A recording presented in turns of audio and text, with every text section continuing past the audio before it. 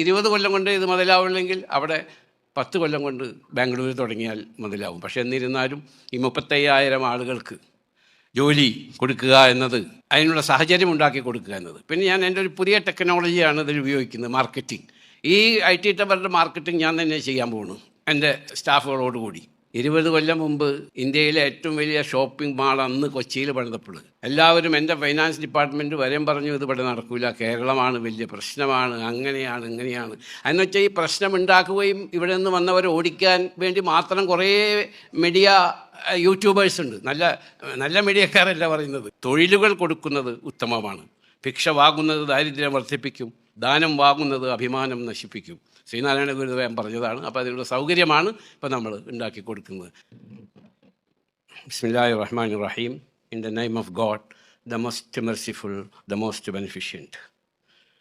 ബഹുമാന്യനായ കേരള മുഖ്യമന്ത്രി ശ്രീ പിണറായി വിജയൻ അവർകൾ, ബഹുമാനപ്പെട്ട ലീഡർ ഓഫ് ഓപ്പോസിഷൻ, മറ്റു വിശിഷ്ടാതിഥികളെ, സ്പെഷ്യൽ എക്കണോമിക് സോൺ ഉദ്യോഗസ്ഥർ, മാധ്യമപ്രവർത്തകർ, ജൂനിയറും സീനിയറുമായ എൻ്റെ സഹപ്രവർത്തകർ, സഹോദരി സഹോദരന്മാരെ, members of parliament including Haris Beeran and Hibi Eden and members of ബിസ്മില്ലാഹിർ റഹ്മാനിർ റഹീം. In the name of God, the most merciful, the most ബെനിഫിഷ്യൻറ്റ്.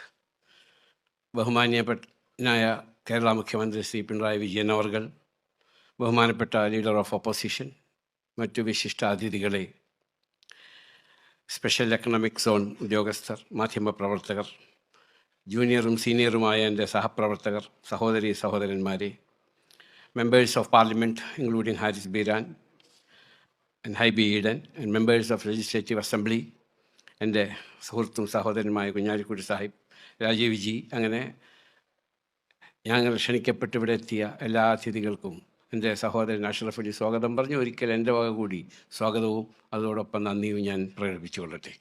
ഞാൻ ദീർഘമായൊരു പ്രസംഗത്തിന് മുതിരുന്നില്ല.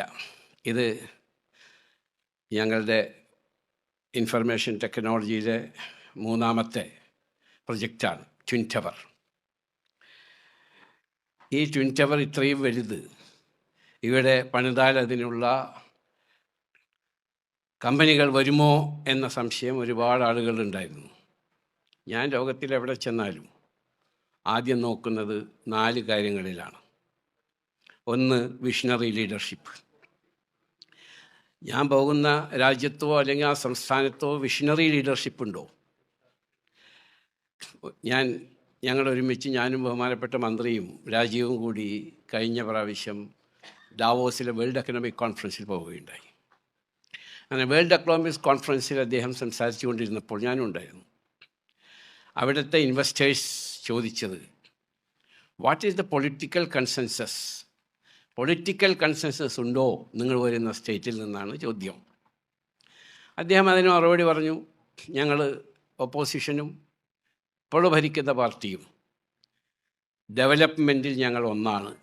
സ്റ്റേറ്റിൻ്റെ ഡെവലപ്മെൻറ്റ്, ഫ്യൂച്ചർ ജനറേഷന് ജോലി കൊടുക്കുക, അതിന് ഞങ്ങൾ ഒന്നാണ്, അത് ഞങ്ങൾ വ്യത്യാസമില്ല എന്ന് അദ്ദേഹം ഓർമ്മിക്കുന്നുണ്ട്. അതിനുശേഷം ഞാൻ പറഞ്ഞു, കേരളത്തെ സംബന്ധിച്ച് ഒരു പക്ഷേ നിങ്ങളത് ചോദിക്കും.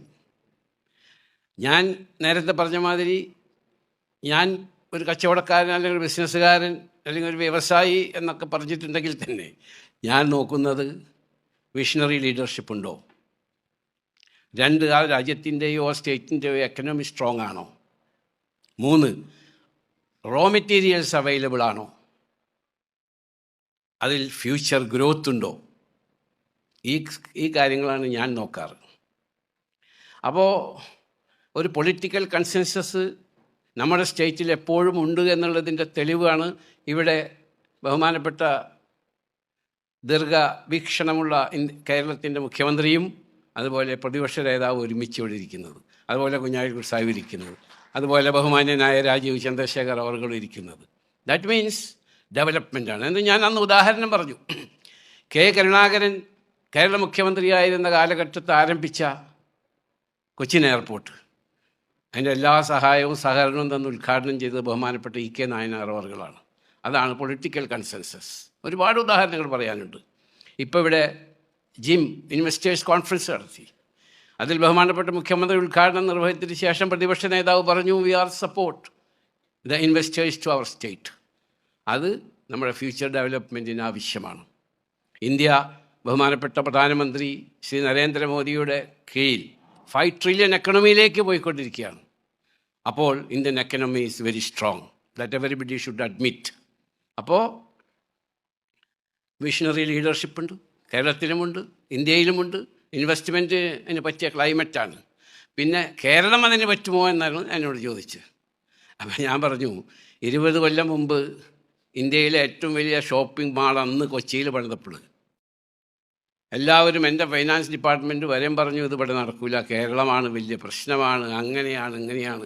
എന്ന് വെച്ചാൽ ഈ പ്രശ്നം ഉണ്ടാക്കുകയും ഇവിടെ നിന്ന് വന്നവരെ ഓടിക്കാൻ വേണ്ടി മാത്രം കുറേ മീഡിയ യൂട്യൂബേഴ്സ് ഉണ്ട്. നല്ല നല്ല മീഡിയക്കാരല്ല പറയുന്നത്, ഈ ചെറിയ ആൾക്കാർ.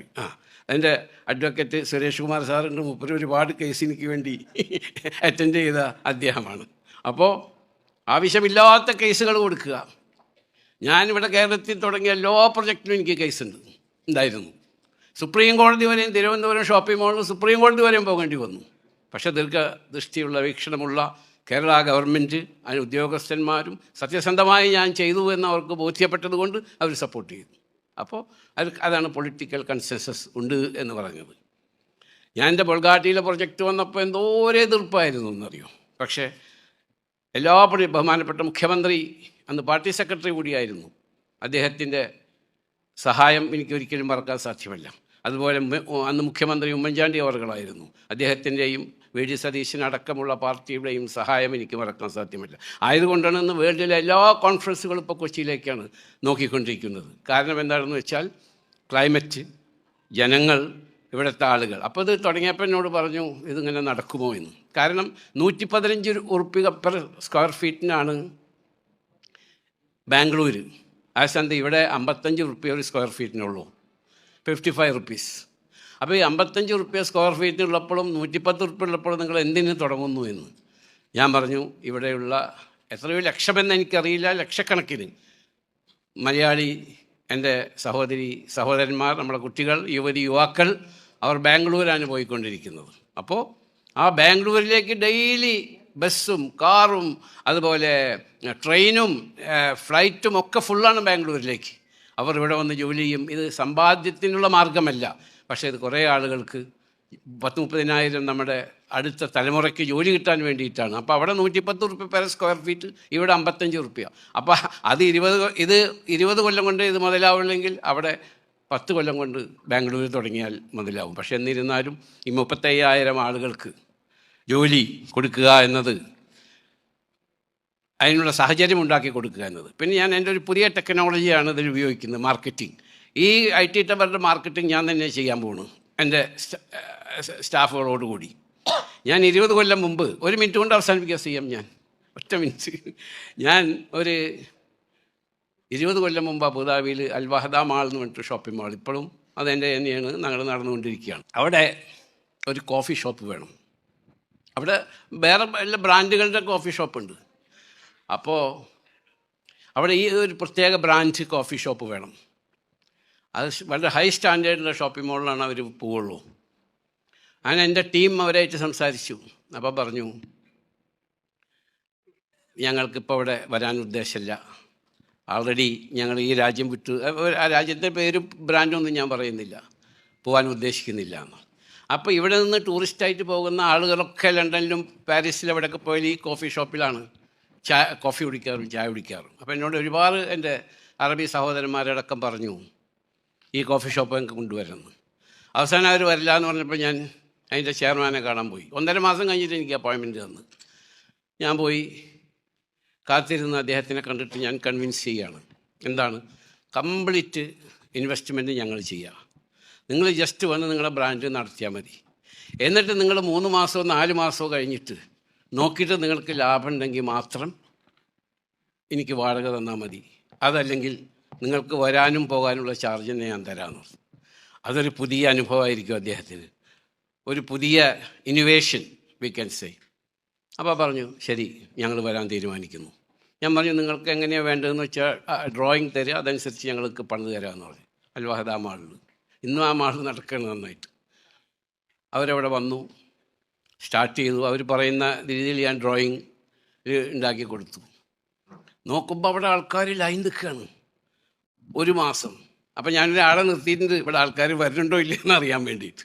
അപ്പോൾ 1 മാസം കഴിഞ്ഞ്, 2 മാസം കഴിഞ്ഞ്, 3 മാസം കഴിഞ്ഞ്, 4 മാസം ഇതേമാതിരി ലൈൻ നിന്നിട്ടാണ് കോഫി കുടിക്കാൻ വരുന്നത് അവിടെ ആൾക്കാർ. 4ാമത്തെ മാസം കഴിഞ്ഞപ്പോൾ ഞാൻ വിളിച്ചു ചെയർമാൻ നേരിട്ട്. ഹലോ, നിങ്ങൾക്ക് കാര്യമായ ബിസിനസ് ഇല്ല എന്ന് തോന്നുന്നു, ആയതുകൊണ്ട് നിങ്ങൾക്ക് വേണമെങ്കിൽ ഒഴിവാവാം. അയ്യോ ഇല്ല, ഞങ്ങൾക്ക് നല്ല ബിസിനസ് ഉണ്ട്, ആയതുകൊണ്ട് ഞങ്ങൾ വാടക തരാം. ആ കോഫി ഷോപ്പ് എൻ്റെ 5 ഷോപ്പിംഗ് മോളുണ്ട് ഇപ്പോൾ. അപ്പോൾ അതേമാതിരി ഞാൻ ബഹുമാനപ്പെട്ട CM-നോട് പറഞ്ഞു, ഇവിടെ ഇത്രയും വലിയൊരു പ്രൊജക്റ്റ് ഉണ്ടാക്കുമ്പോൾ ഇത് ഫർണിഷ് ചെയ്യുക, ഇവിടെ വരിക, ആർക്കിടെക്റ്റിനെ അന്വേഷിക്കുക, അതുകൂടാണ്ട് ഇത് ഫർണിഷ് ചെയ്യാൻ വേണ്ടിയിട്ടുള്ള ആൾക്കാരെ അന്വേഷിക്കുക, അതിനൊന്നും ഇപ്പോൾ ഇൻ്റർനാഷണൽ കമ്പനികൾക്ക് സമയമില്ല. IBM പോലുള്ള ഇൻ്റർനാഷണൽ കമ്പനികൾക്ക് സമയമില്ല. അപ്പോൾ ഞാനിപ്പോൾ അതിനൊരു ടീമിനെ നിശ്ചയിച്ചു. നിങ്ങൾക്ക് വരിക, നിങ്ങൾക്ക് ഏത് നിലയ്ക്ക് ഡ്രോയിങ് തന്നാൽ അതനുസരിച്ച് പണിത് നിങ്ങൾക്ക് തരാം. ആ ചിലവാകുന്ന കാശിനെ പറ്റി പിന്നെ നമുക്ക് നെഗോഷിയേറ്റ് ചെയ്യാം. But you please come. അതേമാതിരി ഇപ്പോൾ IBM വന്നു, IBM ഇനിയും വരും. അതുപോലെ എല്ലാ ഇൻ്റർനാഷണൽ കമ്പനികളോട് മാർക്കറ്റിംഗ് ഞാൻ തന്നെ ചെയ്യാണ്. കാരണം നമ്മുടെ ഇവിടെ ഒരുപാട് അഭ്യസ്തവിദ്യരായ പ്രത്യേകിച്ച് പെൺകുട്ടികൾ ഇവിടെയുണ്ട്. അവരൊക്കെ പുറത്തു പോയി ജോലി ചെയ്യാന്ന് പറഞ്ഞാൽ അവർക്ക് ബുദ്ധിമുട്ടാണ്. ബാംഗ്ലൂരിൽ ലക്ഷക്കണക്കിന് ആൾക്കാർ ജോലി ചെയ്യുന്നുണ്ട്, മലയാളികൾ. അവരൊക്കെ ഇവിടെ വന്ന് ജോലി ചെയ്യണം. അതിനുള്ള ദീർഘദൃഷ്ടിയുള്ള ഭരണകർത്താക്കൾ ഇവിടെയുണ്ട്. മുമ്പ് നമ്മൾ ഇന്ത്യനെ പറ്റി ചോദിച്ചപ്പോൾ ഇന്ത്യയുടെ വലിയ പ്രശ്നം എന്തായിരുന്നു? ജനസംഖ്യാ വർധന. ഇന്ന് നമ്മൾ സംസാരിക്കുമ്പോൾ our asset is our young population. ഞങ്ങൾ യൂറോപ്പിലൊക്കെ പോകുമ്പോൾ മന്ത്രിക്കറിയാം അവിടെയൊക്കെ ഓൾഡ് പോപ്പുലേഷനാണ് ഇപ്പോൾ ഉള്ളത്. ആ സ്ഥലത്ത് ഇന്ത്യയിൽ 27 മുതൽ 32% വരെയും യങ് പോപ്പുലേഷനാണ്. അതും അഭ്യസ്തവിദ്യരാണ്. പ്രത്യേകിച്ച് മലയാളികൾ ബുദ്ധിയും പ്രാപ്തിയും തൻ്റെ ഇടവും കഴിവുമുള്ള യുവാക്കളാണ്, ഇൻഫർമേഷൻ ടെക്നോളജി രംഗത്ത് പ്രത്യേകിച്ച്. അപ്പോൾ അവർക്ക് ജോലി കിട്ടാനുള്ള ഒരു പദ്ധതിയാണ് ഞാൻ ഇന്ന് ബഹുമാനപ്പെട്ട മുഖ്യമന്ത്രിയുടെ കരങ്ങളാൽ ഇന്ന് ഉദ്ഘാടനം ചെയ്യപ്പെട്ടത്. ഇത് നല്ലൊരു പ്രതീക്ഷയോടു കൂടിയാണ് തുടങ്ങുന്നത്. ഇതിന് ഇവിടെ വന്ന എല്ലാവർക്കും എൻ്റെ ഹൃദയത്തിൻ്റെ അടിത്തട്ടിൽ നിന്ന് നന്ദിയും സ്നേഹവും പ്രകടിപ്പിക്കുകയാണ്. ശ്രീനാരായണ ഗുരുദേവൻ പറഞ്ഞു, ഭിക്ഷയോ ദാനമോ കൊടുക്കുന്നതിനേക്കാൾ തൊഴിലുകൾ കൊടുക്കുന്നത് ഉത്തമമാണ്. ഭിക്ഷ വാങ്ങുന്നത് ദാരിദ്ര്യം വർദ്ധിപ്പിക്കും, ദാനം വാങ്ങുന്നത് അഭിമാനം നശിപ്പിക്കും. ശ്രീനാരായണ ഗുരുദേവൻ പറഞ്ഞതാണ്. അപ്പോൾ അതിനുള്ള സൗകര്യമാണ് ഇപ്പോൾ നമ്മൾ ഉണ്ടാക്കി കൊടുക്കുന്നത്. ഞങ്ങളുടെ പ്രവാചകനും അത് തന്നെയാണ് പറഞ്ഞത്. ആളുകൾക്ക് ജോലി കൊടുക്കുക, അവർക്ക് ജീവിക്കാനുള്ള സാഹചര്യം ഒരുക്കി കൊടുക്കുക. അതിൽ എല്ലാവരെയും ഞാനും അതിനൊരു ഭാഗവാക്കാണ്. ദൈവം നമ്മളെല്ലാവരെയും അനുഗ്രഹിക്കട്ടെ. പ്രത്യേകിച്ച് ബഹുമാനപ്പെട്ട മുഖ്യമന്ത്രി 32 കൊല്ലമായിട്ടുള്ള ഞങ്ങളുടെ ബന്ധമാണ്, 32 ഇയേഴ്സ്. ആ ബന്ധം ഇന്നും അതേമാതിരി നിലനിൽക്കുകയാണ്. അദ്ദേഹത്തിന് ആരോഗ്യത്തിനും ആയുസ്സിനും ഇവിടെയുള്ള എല്ലാവർക്കും, പ്രത്യേകിച്ച് പ്രതിപക്ഷ നേതാവും രാജീവ് ജി അടക്കമുള്ള എല്ലാവർക്കും ദൈവം അനുഗ്രഹവും ആരോഗ്യവും ആയുസ്സും ആരോഗ്യത്തോടു കൂടി ആയുസ്സും പ്രദാനം ചെയ്യട്ടെ എന്ന് പ്രാർത്ഥിച്ചുകൊണ്ട് അവസാനിപ്പിക്കട്ടെ. ജയ് ഹിന്ദ്.